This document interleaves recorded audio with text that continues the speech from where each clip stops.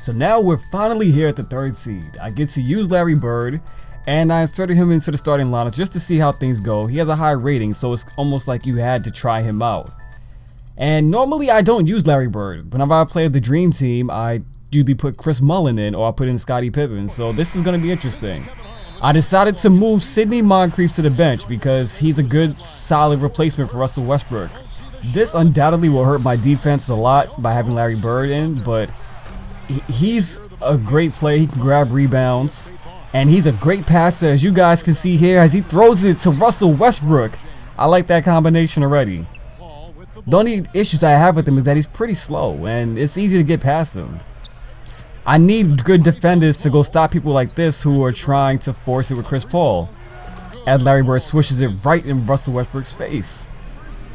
You guys know that I deal with 3-point cheesers all the time. It's nothing unusual. Everybody in the 4th seed was a cheeser, as I documented with my videos.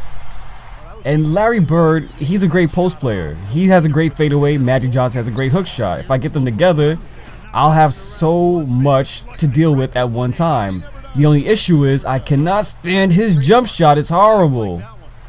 And speaking of jump shots, a young man by the name of Gerald Green is going to go off later. I'm just warning you now, he is going to go off later, so you guys are going to see something special today. And I want you guys to remember ahead of time, his 3-point rating is an 80. So that's why he misses shots like that wide open occasionally. He's not... people make him seem like he's the second coming of Kobe. I mean, I know I joke about him being 97 Kobe, but he really is not Kobe, so he makes mistakes. It still takes some sort of skill to use Gerald Green. And they left him wide open again. You do not want to leave Gerald Green open. You do not want to let him get started. You guys have seen what he can do. Now, I joke around about him being the second coming of 97 Kobe, but some people really act like he's Kobe Bryant in my team. How do you, like, people are still getting mad about me doing well with Gerald Green. Wide open again. You do not want to leave this man open. Remember, he has an 83-point rating. People can applaud a person for buying their team, having stacked guards and things like that, but if you do good with a bad guard, then that means now you're cheesing. I don't understand it. I don't get the logic. But Moncrief just entered the game, already hitting a mid-range jumper. Unfortunately, I blew it by getting it over the back foul. I really did not need that at the moment. I have a follow in. I have a really stacked defensive bench. So when my team leaves the game to go regain their stamina, I don't have to worry. I think I have a solid team based off of what I have so far. But I wanted to talk about something. Right now, I'm in channel Purgatory, because the next installment of 2K is coming out, so these videos are of course going to have diminished interest, and unfortunately I'm not doing the 2 videos on my channel at the same time.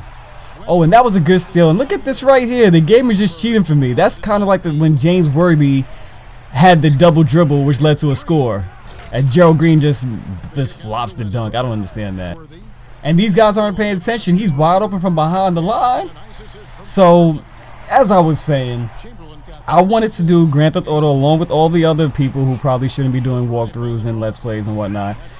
But the difference was, I was going to do mine inside of a non-walkthrough way, because when I was growing up, I used to always think of a walkthrough as pretty much like a video version of having the guide to the game. So if I was confused or stuck on a certain part of the game, I would maybe Google it, and they might have a video showing how to get through, I don't know, mission 5 chapter 3 or something like that. But now it's pretty much I'm watching people awkwardly trying to figure out how to play the game. Like, you're just as confused as I am. Sometimes you're missing, like, you know, obvious blatant things. So mine's not gonna be a walkthrough. Mine is gonna have a different twist to it, and depending on the level of involvement or just how much fun I'm having making the videos, I might keep doing it. I'm going to be adding more videos to my channel, but it's, you know, I have to avoid moments like this where I have so many videos of one game, but the game is about to, you know, cease to be relevant inside of a week or 2. And look at that pass to Larry Bird. Russell Westbrook and Larry Bird are playing very well together so far. I like this. Things are going smoothly. I'm just really a defensive style player. I've never been one to really rely on the computer to do all the work for me. As Gerald Green does it again. This guy is getting hot. He has just tied the game up for me. That was a sick dunk by LeBron James. I don't know how that was only an 80 in intensity. He did a windmill, and it was just wild. But Larry Bird versus Larry Bird, neither one of them could defend each other. Get the ball back out to Westbrook at the top of the key. Trying to run a play here, but I decided to go freestyle it and dunk it on Larry Bird, JaVale McGee, and LeBron James. How I got a 45 in dunk intensity, I do not know. But we're playing defense. We're closing our quarters. We're only down by 1 right now. We're looking a little nasty at first because of his three-pointers. And this guy is, of course, you know, going to be another three-point cheeser. I'm playing some great three-point defense, as you guys can see here. He's 3 for 14, but he is not going to slow down in the second half. But is it unusual for me to play against a three-point cheeser? Look at this guy's lineup.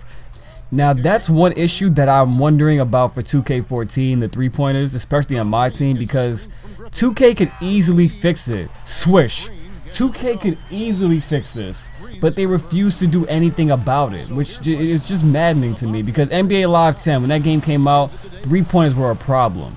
People would pick Ben Gordon, out of all people, and just walk around and just try to get an inch of space. Not even running around the perimeter, just walking, just get an inch of space, and then, oh, almost out of bounds.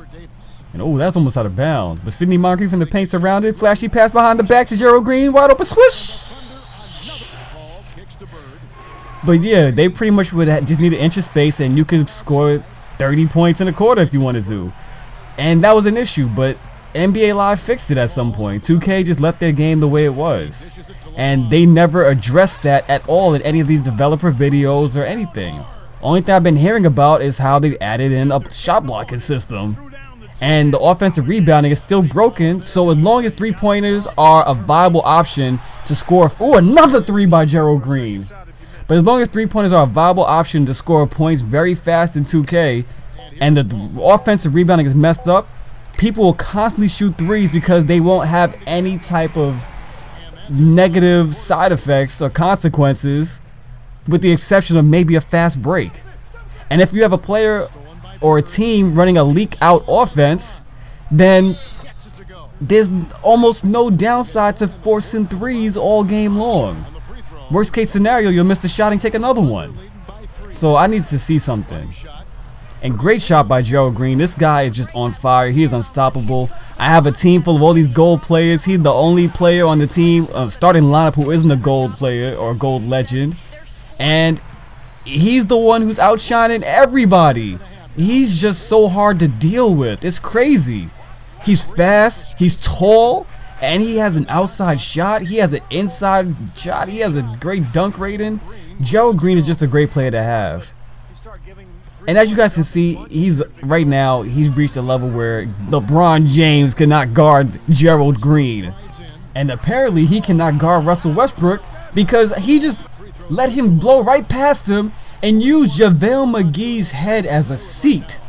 Did you see that? JaVale McGee gets scored on by Westbrook again. This is just looking hilarious to me right now. He's trying to force a shot with Larry Bird, who has a 93 three-point rating. Misses it again. Offensive rebound by LeBron James over Wilt Chamberlain and Blake Griffin. Realistic. And then another offensive rebound. Another missed three-point shot. LeBron James, the ball just flies into his hand. This man is so lucky he doesn't even have to try anymore. And then he gets his three-point shot after 3 missed threes. What else? This is just what I was talking about a second ago. Wide open, swish. You cannot stop Gerald Green. He hasn't missed a shot this half. Gerald Green again. Swish! Gerald Green is a beast. He is now 7 for 7 while scoring 18 points in the second half while being guarded by LB Jizzle. That doesn't even make sense. That's ridiculous. Bad pass by Richard Jefferson. And we're going to try to close out this game the way we started it, with an alley-oop pass from Larry Bird to Russell Westbrook. That is a great combination on the break with the pass rating of Larry Bird and the speed and dunk ratings of Russell Westbrook. And as you guys can see by now, we have an insurmountable lead, so with the amount of time left, he's just going to hold the ball. And we're going to get our very first win in the first game of the third seed. And I'm really looking forward to seeing what Gerald Green has in store for the rest of the third seed, especially these LeBron James users. They're going to be caught so off guard.